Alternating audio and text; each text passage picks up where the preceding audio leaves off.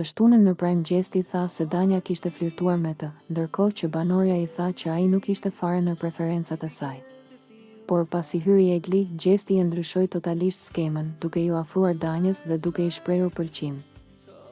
Danja dhe Egli kanë biseduar rreth strategjisë së Gjestit dhe afrimitetit të madh që po tregon me modelen. Ai është duke më hedhur gjëra në kokë, duke ardhur duke më folur, tha Egli, ndërkohë që Danja tha se gjeste të tilla me të Gjesti nuk ka bërë më parë. Deri në momentin që unë nuk isha këtu po të thoshte ke flirtuar me mua, tani që e shikon që unë e di mirë çfarë ka bërë Rozana me mua. Me atë situatë kam ikur nga këtu. Ai e kupton që kështu është kjo gjëja nuk ka nga i shkon. Është pjesë e gabimeve dhe i bie Rozanës që vetë të duket sikur më mbron mua, dhe nga ana tjetër po afrohet me ty dhe pretendon që ti të bësh të njëjtën gjë, të harrosh çfarë tha Egli.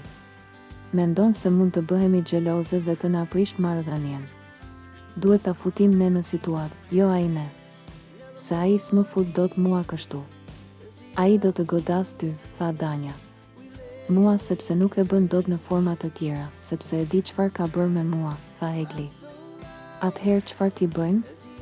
Nuk do ta lëm se nuk jemi në kohë më për ta lënë, i tha Danja Eglit.